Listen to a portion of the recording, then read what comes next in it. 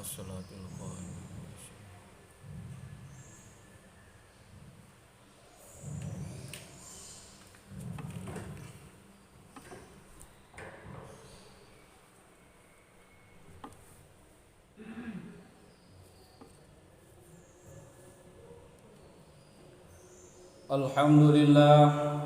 Alhamdulillahilladzi amarna bitazawwudi bittaqwa.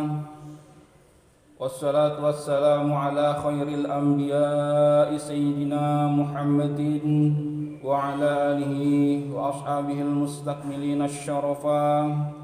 Asyhadu an la ilaha illallah wahdahu la syarika lah wa asyhadu anna Muhammadan abduhu wa rasuluhu la nabiyya ba'dah.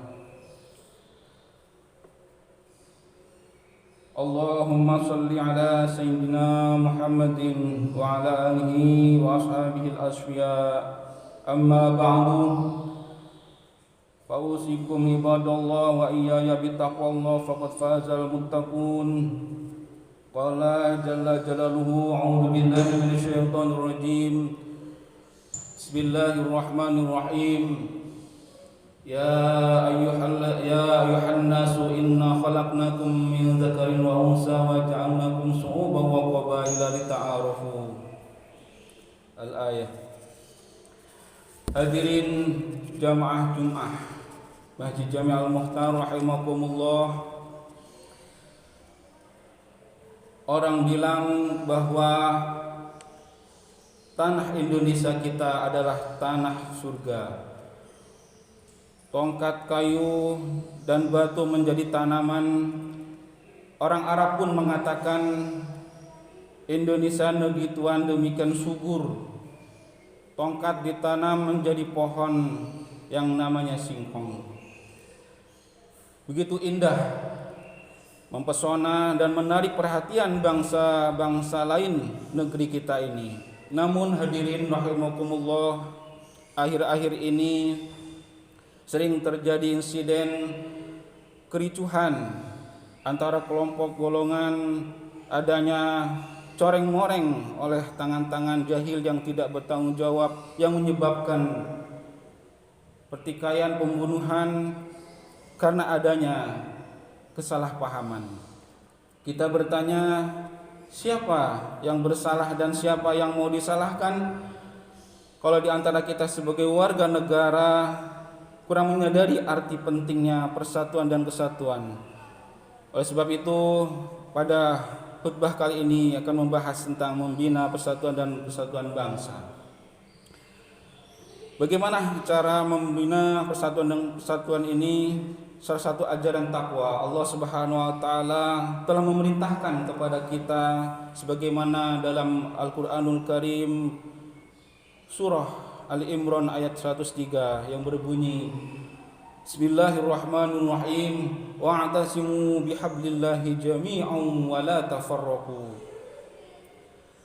Dan berpegang teguhlah kamu pada tali agama Allah dan janganlah kamu bercerai-berai. Wazkuru ni'matallahi 'alaikum id kuntum a'da'a. Dan ingatlah akan nikmat Allah kepadamu ketika kamu dahulu masa jahiliyah bermusuh-musuhan. Wa allafa baina qulubikum fa asbahtum bi ni'matihi ikhwana. Maka Allah mempersatukan hatimu lalu menjadikan kamu karena nikmat Allah orang-orang yang bersaudara.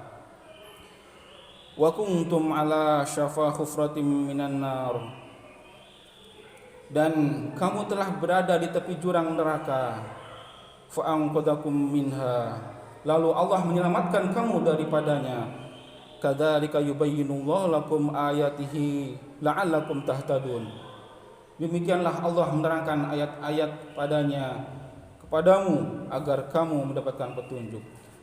Hadirin jamaah Jumat rahimakumullah, sebab nuzul ayat ini sebagaimana diriwayatkan oleh Al-Faryabi dan Ibnu Abi Hatim yang bersumber dari Ibnu Abbas. Suatu ketika kaum Aus dan Khazraj duduk-duduk, berceritalah mereka tentang permusuhannya pada zaman jahiliyah, sehingga bangkitlah kembali amarahnya, yang menceritakan tentang permusuhan pada zaman jahiliyah. Berdirilah mereka sambil memegang senjatanya masing-masing. Turunlah ayat ini yang intinya melerai, yang intinya memisahkan kedua belah pihak yang sedang berselisih mereka dari pertumpahan darah yang hendak terjadi. Ibnu Katsir dalam tafsirnya memberikan sarahan, amaruhum bil jama'ati wa nahahum anit tafarruqati. Allah menyuruh mereka untuk kompak, untuk guyup dan bersatu, serta melarang mereka berpecah belah. Hadirin, apakah kaitannya dengan negara kita? Mari kita lihat. Sebagai negara kepulauan dengan segala pluralitas dan kompleksitasnya, berlainan suku, berbeda agama, tidak sama adat istiadat dan kebudayaan, sering dihadapkan kepada problematika yang sangat serius yang sewaktu-waktu akan mencuat ke permukaan berupa insiden, berupa kericuhan, keributan syarak, kekacauan yang salah satunya disebabkan oleh fanatisme golongan, suku, ras, juga agama ataupun warna kulit yang berlebihan. Bukankah Rasulullah SAW juga memperingatkan dengan keras, laisa minna man da'a ala asabiyatin wa laisa minna man mata ala asabiyatin. Bukan golongan kita orang yang menyuruh kepada kesukuan, dan bukan golongan kita orang yang mati karena membela, mempertahankan dan memperjuangkan kesukuan. Hadirin jamaah Jumat rahimakumullah, mari kita tengok selain pandang ke belakang. Di zaman revolusi, di zaman resolusi jihad kemerdekaan, ayat tadi memberikan sugesti kepada the founder of this republic, baik Pak Karno, Hadratus Syekh Kiai Haji Hasyim Asy'ari, Muhammad Yamin dan tokoh-tokoh yang lainnya. Untuk apa? Yaitu membulatkan tekad bersatu, berjuang membela kemerdekaan.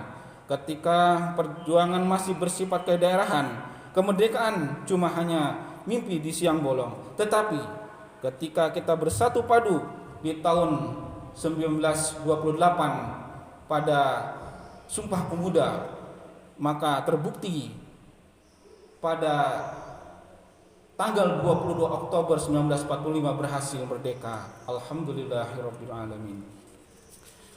Hadirin rahimakumullah, sekarang perjuangan kita adalah mempertahankan kemerdekaan yang jauh lebih berat daripada membela kemerdekaan. Lalu apa yang harus kita lakukan? Kita adalah satu nusa, kita adalah satu bangsa, kita adalah satu akidah yang harus utuh dalam Bhinneka Tunggal Ika, yang harus menyadari arti pentingnya persatuan dan kesatuan. Perbedaan-perbedaan yang ada pada masyarakat bangsa kita bukan untuk timbulnya gontok-gontokan, pertengkaran serta kericuhan maupun pertengkaran di mana-mana, tetapi kita harus saling mengenal dan berkomunikasi. Dan Allah Subhanahu wa taala pun menyeru, memerintahkan pula kepada kita semua yang termaktub dalam surah Al-Hujurat ayat 13, ya ayyuhan nasu inna khalaqnakum min dzakarin wa unsa wa ja'alnakum syu'uban wa qabaila lita'arafu. Hai manusia, sesungguhnya kami menciptakan kamu dari seorang laki-laki dan seorang perempuan, dan menjadikan kamu berbangsa-bangsa, bersuku-suku, supaya apa? Lita'arafu, supaya saling kenal mengenal. Imam Ali As-Sobuni memberikan sarahan lita'arafu dalam arti saling mengenal, yakni liyahsula bainakumut ta'arufu wat ta'alufu, agar menghasilkan yaitu komunikasi dan kasih sayang di antara kalian semuanya. Dan juga Rasulullah SAW menegaskan, laisa li ahadin ala ahadin fadlun illa bizinin wa taqwa. Tidak ada keutamaan seorang manusia dengan yang lainnya kecuali dengan agama dan ketakwaannya.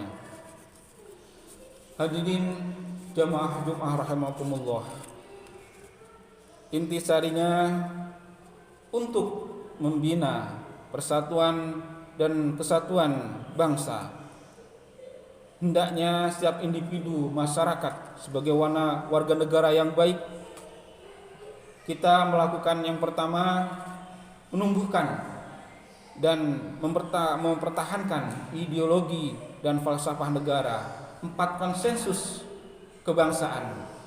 Apa itu? Pancasila, Undang-Undang Dasar Negara Republik Indonesia 1945, Bhinneka Tunggal Ika, dan NKRI, Negara Kesatuan Republik Indonesia. Lebih dari itu, yaitu kita berpegang teguh kepada Al-Quran, Al-Hadis, Ijma, dan Qiyas. Yang kedua, yaitu menghindarkan diri dari setiap persoalan yang akan mengundang kerusuhan. Yang ketiga, menyadari terhadap perbedaan-perbedaan yang ada pada masyarakat sebagai jembatan emas dan sarana untuk berbuat baik, yakni fastabiqul khairat. Yang keempat, berpegang teguh kepada tali agama Allah, khususnya bagi umat Islam. Semoga Allah Subhanahu wa taala menjadikan negara kita menjadi negara yang baldatun thayyibatun wa rabbun ghafur. Amin amin ya Allah ya rabbal alamin. Barakallahu li wa lakum fil Qur'anil azim wa nafa'ani wa iyyakum bima fihi minal ayati wa dzikril hakim wa taqabbal minni wa minkum tilawatahu innahu was-sami'ul alim. Wassallallahu alaihi wasallam.